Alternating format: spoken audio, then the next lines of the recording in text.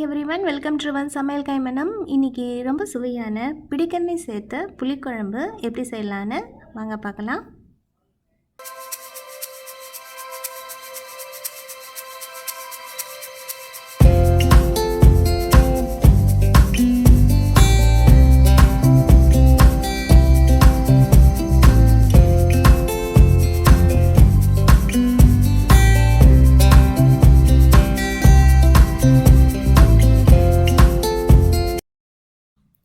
First நம்ம சின்ன வெங்காயம் ரெண்டாக இந்த மாதிரி ஒரு கைப்பிடி அளவுக்கு கட் பண்ணி வச்சுக்கோங்க. ஸோ இப்போ கடாயை போட்டுடலாம். மீடியம் ஃப்ளேம் வச்சுக்கோங்க. நல்லெண்ணெய் ஒரு 2 கரண்டி அளவுக்கு டேபிள் ஸ்பூன் விட்டுக்கோங்க. ஸோ எண்ணெய் சூடானதும் ஒரு 1/2 டீஸ்பூன் அளவுக்கு வெந்தயம் இந்த அளவுக்கு போட்டுக்கோங்க.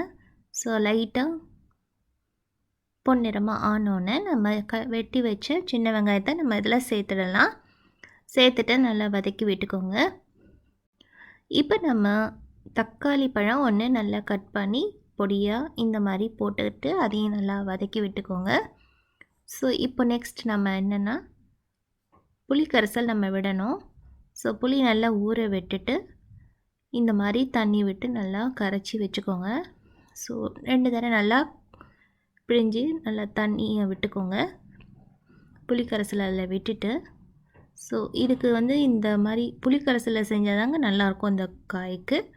ஸோ அது நல்லா கரெக்டாக விட்டுக்கோங்க. இப்போ நம்ம குழம்பு மிளகாய் தூள் 1.5 டீஸ்பூன் சேர்த்துட்டு கல்லுப்பு இந்த குழம்புக்கு ஏற்றது சேர்த்துக்கோங்க. இதோட தனியாத்தூள் ஒரு 1 டீஸ்பூன் அளவுக்கு ஃபுல்லாக சேர்த்துக்கோங்க. நல்லா மிக்ஸ் பண்ணி விட்டுக்கலாம். இப்போது சைடில் கொஞ்சம் சிம்மில் விட்டு நல்லா லிட் போட்டுவிடுங்க. ஸோ ஒரு 5 நிமிஷம்லேருந்து 8 நிமிஷம் வரைக்கும் நல்லா கொதிக்கட்டும். இப்போ நம்ம சைடில் நம்ம தேங்காய் அரைச்சி வச்சுக்கலாம். ஒரு 1/4 மூடி அளவுக்கு தேங்காய் போட்டுக்கோங்க.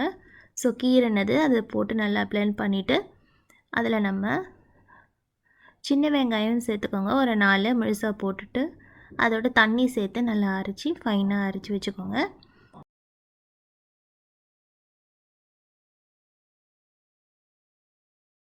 இப்போ நம்ம அரைச்சி தேங்காய் விழுதை நம்ம குழம்புல விட்டுக்கலாம். ஸோ விட்டுட்டு கொஞ்சம் தண்ணி கரைசலோடு சேர்த்து விட்டுக்கோங்க குழம்புல.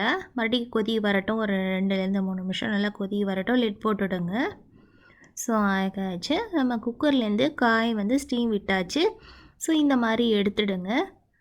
ஸோ லைட்டாக நைஃப் வச்சு பார்த்தீங்கன்னா வெந்திருக்கோங்க. ஸோ இந்த மாதிரி உள்ளே போகும். ஸோ இந்த ஸ்டேஜில் நம்ம ஆற விட்டு நம்ம தோலை நீக்கிட்டு இந்த மாதிரி துண்டுகளாக கொஞ்சம் போட்டுக்கோங்க. கொஞ்சம் பெரிய சைஸாக ரவுண்ட் ஷேப்பில் போட்டுக்கிட்டிங்கன்னா இந்த ஒன்று போதுங்க. ஒன்று மட்டும் போட்டுக்கோங்க.